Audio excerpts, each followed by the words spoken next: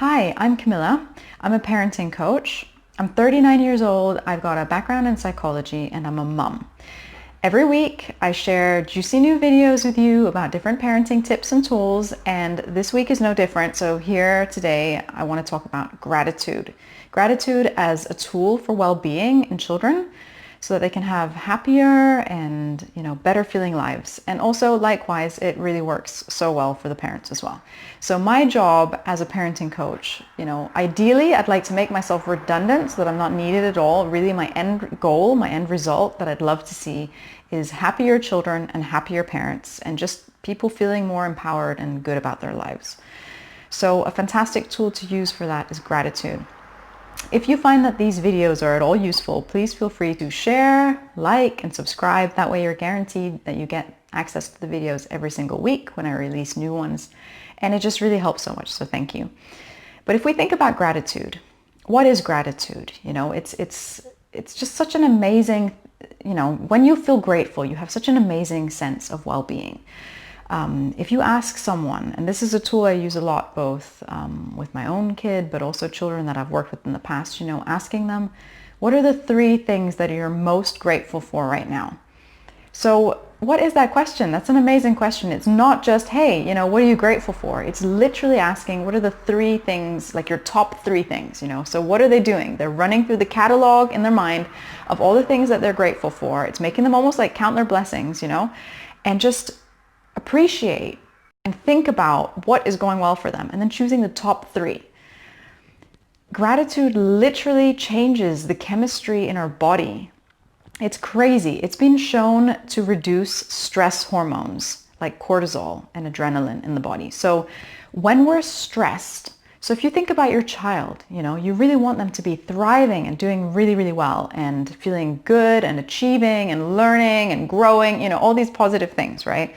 So when we feel stressed, when we're in fight or flight mode, which is like the ultimate stress mode, chemicals are released in our body, hormones are released in our body. We've got cortisol, we've got adrenaline, we've got, all these kind of stress hormones, which are fantastic because really, if we are truly stressed or in fear, in fight or flight, we need to be able to fight or, run. We need to be able to fight off whatever predator it is, whatever perceived threat it is, or run away from it, right?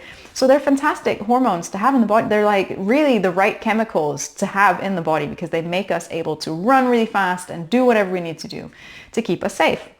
But the thing is, most of the time when we're stressed, it's not some acute stressor like some big predator chasing us or some huge threat or risk. It's usually like chronic stress, low-level stress, small things that make us feel triggered into fight or flight. So we don't want that for our kids. What we really want for them, rather than them feeling stressed or worried or anxious, we want them feeling good.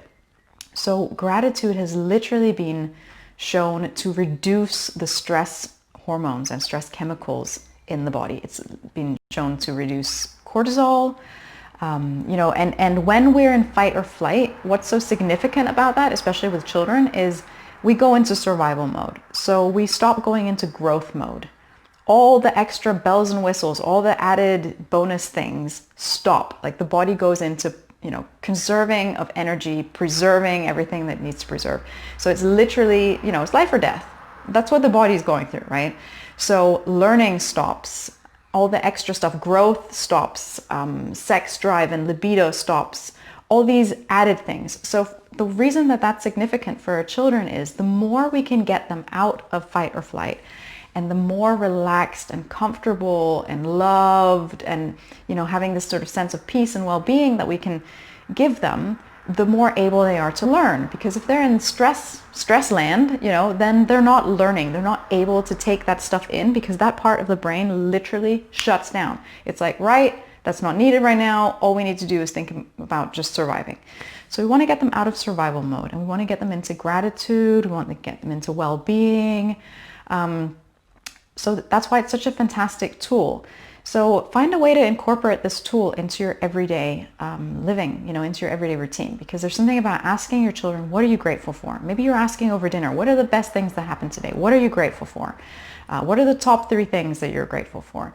because not only are you doing it in that moment and triggering a really wonderful feeling in them, but also generally, if it's almost like we're growing new neural pathways in the brain. If we start focusing on our blessings and the silver linings and what are we grateful for on a regular basis, it becomes a habit, which builds resilience, which builds bounce back. It's been shown that children who focus on gratitude are also more likely to be resilient and able to cope when life does throw them a crazy curveball, which, hey, inevitably it will, right? Life is crazy. Life will throw us all some curveballs. It's the way it is. But there's something about if we can see the positive in each situation or the silver lining, or even just focus on, right, this is going badly, but I still have this amazing other thing that I'm so grateful for, like my health or the fact I've got a roof over my head or whatever it is. But the more you can really tap into that feeling and like really feel it, not just literally list it like, you know, items on a shopping list, like feel grateful and feel really lucky and feel really happy, the more you can get into that, like the better it is.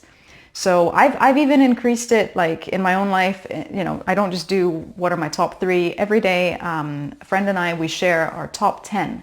So I usually try to start the day with this. It's a really great thing. I've added to my routine. It helps me feel really good. And, you know, I encourage you to try a similar thing. It works for kids, works for adults, works wonders for everyone. So let me know how you get on in the comments, you know, share this with a friend who might be feeling a bit low, who might need a dose of gratitude or a boost of well-being. And I'll be back again next week with more videos. So please like and subscribe, and I'll see you again next week.